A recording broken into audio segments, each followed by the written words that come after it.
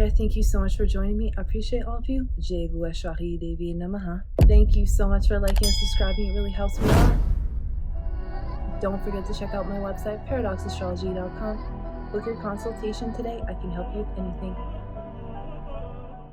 And if you'd like more exclusive occult videos that I don't post on YouTube, consider subscribing to my Patreon. It also helps to support this channel.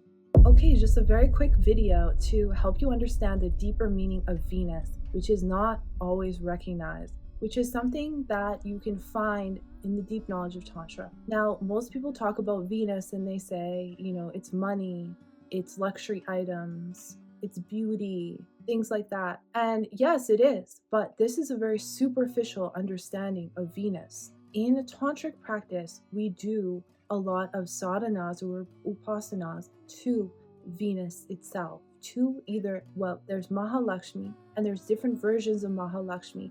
And in Tantra, we also have Kamala, who is a version of Lakshmi. Also, you could say Tripura Sundari is a version of Lakshmi as well. All gods are one, and all gods are aspects of you, of what's inside of you. So there is nothing outside of yourself. As Sri Tantra Loka teaches us that anything good, bad, righteous, unrighteous, dark, light, all of this is delusion. Everything is consciousness. So the soul is being projected through the psychic centers as the material world. So when you understand this, you understand that the world is nothing but a projection of you. All the events that are occurring and that you are experiencing are because they were within you, and you're experiencing them so you can experience and understand yourself to a deeper level. The only way you can really see yourself is if you can look into a mirror to see what you truly look like. So this is why the reality is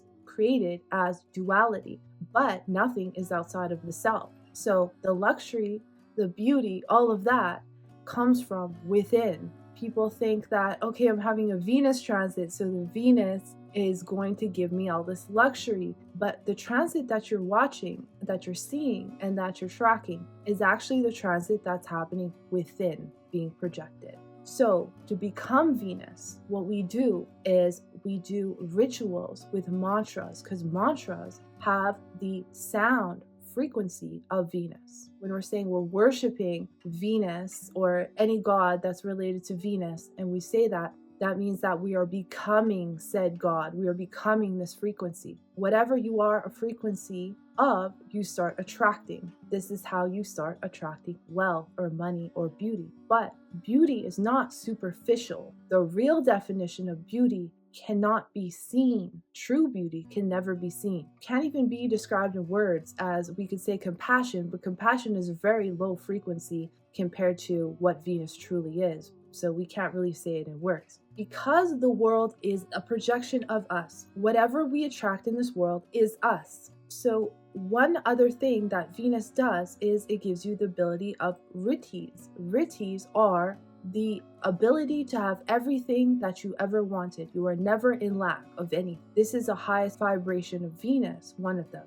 The other one that it gives is siddhis. Siddhis are supernatural powers, which are innate to all human beings, but not every human being is connected enough to experience these powers. But also having the ability to use these powers at will, because this comes from Venus, the heart chakra. The heart chakra is between both levels. So it's between the higher chakras and the lower chakras. So this is why Venus can be used in its lower nature just for materialism or just for physical beauty, or in the highest nature, using it for supernatural powers to the highest part, enlightenment. So yes, Venus can actually lead to enlightenment, but it also is used in different ways as the light bearer, as some would say Lucifer, because Venus has the ability to make anything on the material plane. But understand that demons come from the same place as God, from the absolute, the all that is. So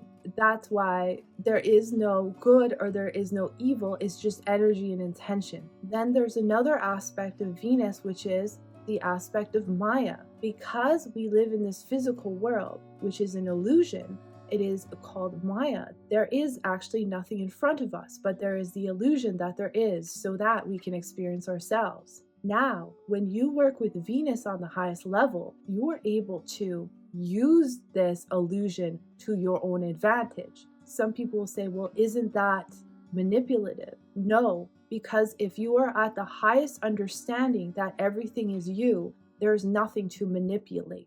But if you are working in a lower consciousness and you're using it to manipulate others, it will destroy you. It's not what you do, it's the level of consciousness that you do said thing in. There is what's called Mohini. Lord Vishnu was able to transform himself into Mohini in order to trick Lord Shiva. And Mohini was such a beautiful woman that she was able to get Lord Shiva into desire, and Lord Shiva is a higher consciousness. This is the power of Lakshmi, because Mohini is Lord Vishnu, but also Mohini is an aspect of Lakshmi as well. And then I know that gets kind of complicated for people, but all gods are one, just remember that. So it has the ability to morph itself and morph the Maya into whatever it wants to be. This is why we see things like makeup being able to transform an individual, clothing, all of this transforms. This is when you're using the power of Maya, which is beauty, which is Venus. So a lot of people will think that, hey, if you're a spiritual person, why are you wearing makeup? We should disregard these things. But remember, everything is God. To disregard these things is to disregard Venus. Same as people who say money is the root of all evil. No, it's not money. And when you think that, you're going to end up broke without it because you're condemning it. You're saying, I don't want this. And so it's not that. It's the level of consciousness of the individual using the money. The ability to be able to morph Maya into what you want and to attract what you want into your life, because everything is you. So if you are saying that you don't want certain things, that's putting yourself into duality.